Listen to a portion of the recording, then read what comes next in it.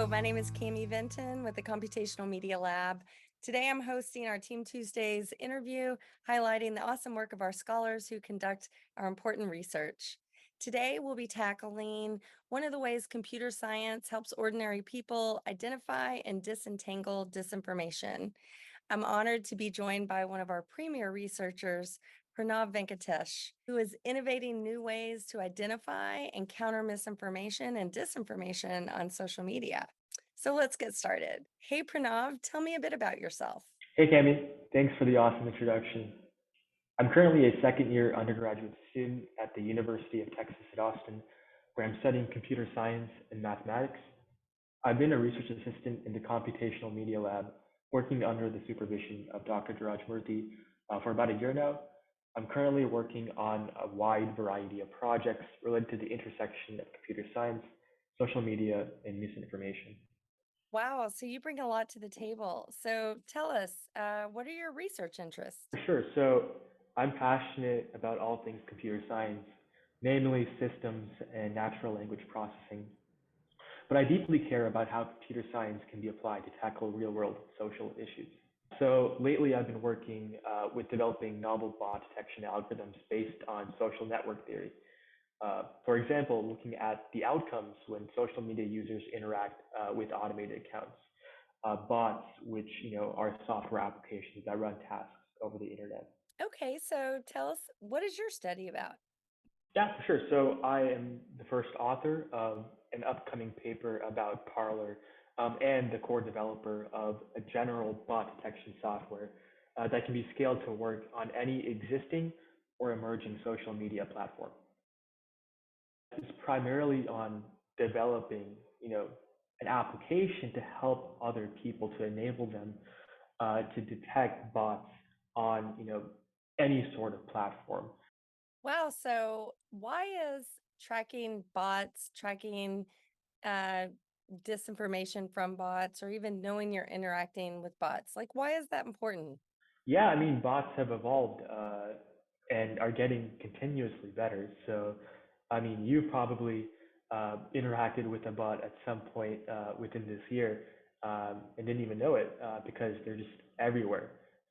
So it's kind of crazy to think about, but also quite scary. Yeah, so tracking disinformation is super important because it exposes, where and who this disinformation, is originating from, and how it's spreading. So, who is it going through?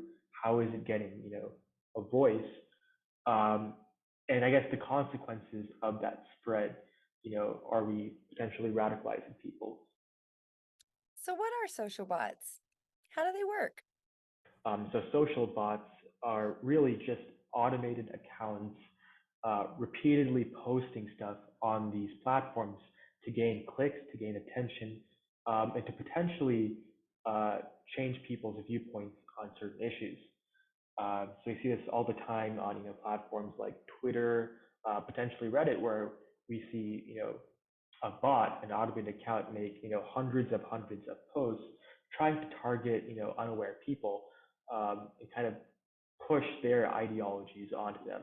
So sometimes they can be good, sometimes they can be bad, but just being able to figure out what is a social bot and what exactly they're trying to promote is super crucial to actually understanding how information flows through this social media ecosystem.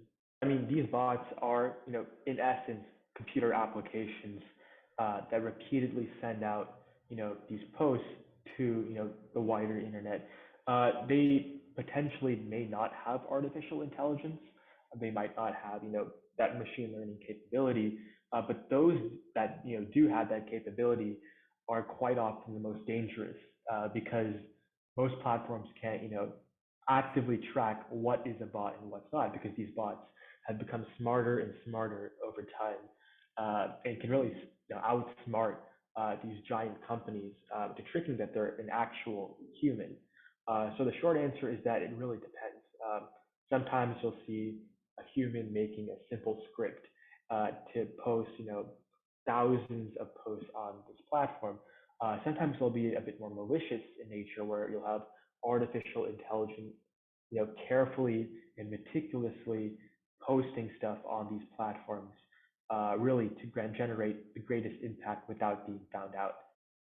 So, how did you come to work for the Computational Media Lab? Yeah, so I stumbled upon the Computational Media Lab's website as a very ambitious first year. And after kind of going through some of the publications I saw on the site, I decided to reach out to Dr. Murthy with a few initial questions about the lab. Dr. Murthy was gracious enough to bring me in to work on some of the projects that he had lying around. So, tell us, what is your favorite thing about working with the Computational Media Lab? And so my favorite thing about working at CML definitely has to be the people. Everyone is super friendly, ridiculously smart and insightful, and really just amazing people all around to work with.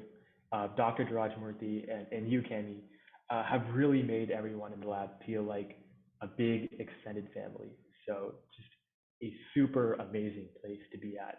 And I'm really excited to continue my work here for the foreseeable future. Well, that is quite an endorsement. Again, thank you so much, Pranav, for your time. I'm Kami Vinton from the Computational Media Lab. Thanks so much for watching and stay tuned for more content.